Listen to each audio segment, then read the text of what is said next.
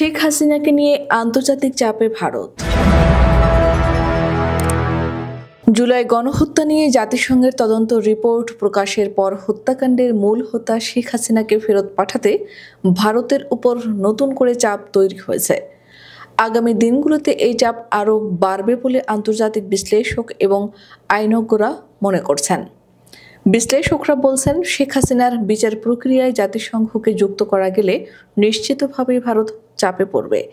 জাতিসংঘের রিপোর্টে ভারতের আশ্রয়ে থাকা হাসিনাকে জুলাই হত্যাকাণ্ডের প্রধান খুনি হিসেবে চিহ্নিত করার পর অন্তর্বর্তী সরকারের প্রধান উপদেষ্টা ডক্টর মোহাম্মদ ইউনূস আন্তর্জাতিক গণমাধ্যমে সাক্ষাৎকার দিয়ে সুস্পষ্টভাবে জানিয়েছেন, আমরা শেখ হাসিনা এবং তার সহযোগীদের ফিরিয়ে এনে গণহত্যার দায়ে বিচার করব। অর্থাৎ ভারতকে এখন বিচারের জন্য হাসিনাকে ফেরত পাঠাতে হবে। বিচারের জন্য শেখ হাসিনাকে ফেরত পাঠানোর ব্যাপারে প্রধান রাজনৈতিক দল বিএনপি এতদিন একরকম নীরব ছিল।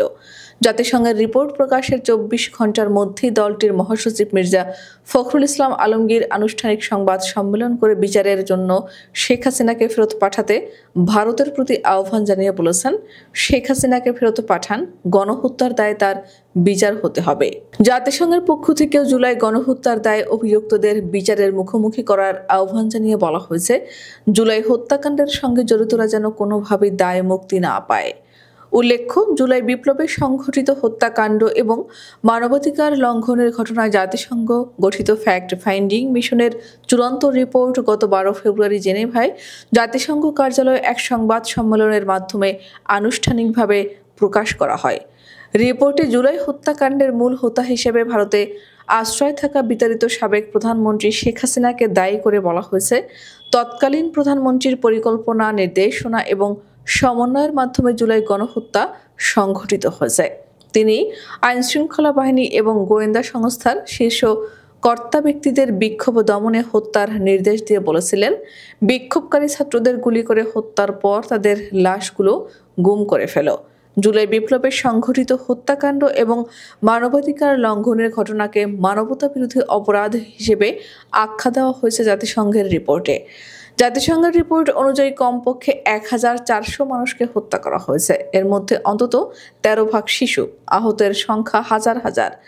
জাতিসংঘের এই রিপোর্ট প্রকাশের পর বাংলাদেশের ভেতরে এবং বাইরে ব্যাপক প্রতিক্রিয়া তৈরি হয়েছে। শেখ হাসিনা সহ জুলাই হত্যাকাণ্ডের সঙ্গে জড়িতদের বিচার এবং হাসিনাকে ভারত থেকে ফেরত পাঠানোর দাবি জোরদার হচ্ছে। জাতিসংঘের মানবাধিকার বিষয়ক high commissioner Volker Turk July গণহত্যা তদন্তের জন্য গঠিত ফ্যাক্ট ফাইন্ডিং মিশনের রিপোর্ট প্রকাশ করে বলেন, বাংলাদেশে জুলাই বিক্ষোভ দমনে যে ধরনের হত্যাকাণ্ড এবং মানবাধিকার লঙ্ঘনের ঘটনা ঘটেছে তা মানবতাবিরোধী অপরাধ হিসেবে বিবেচিত। এ ঘটনার সঙ্গে জড়িত সবাইকে আইনের মাধ্যমে বিচারের মুখোমুখি করতে হবে, কেউ যেন দায় মুক্তি না পায়। জাতিসংঘ রিপোর্ট প্রকাশের পর হাসিনার বিচারের জন্য তাকে ফিরিয়ে আনতে ভারতের উপর নতুন করে চাপ তৈরি হচ্ছে।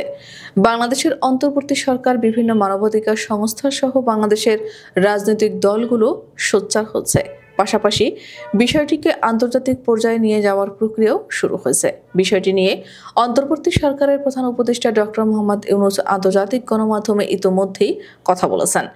গণহত্যার দায়ে অভিযুক্তের বিচারে নৈতিক সমর্থন এবং সহযোগিতা দেওয়া প্রত্যেক রাষ্ট্রের দায়িত্ব।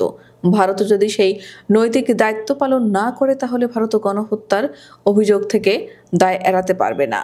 হাসিনার বিচার এবং তাকে ভারত থেকে ফেরাতে বাংলাদেশ সরকারের জাতিসংঘের মাধ্যমে আইসিসির সহায়তা নেওয়া উচিত।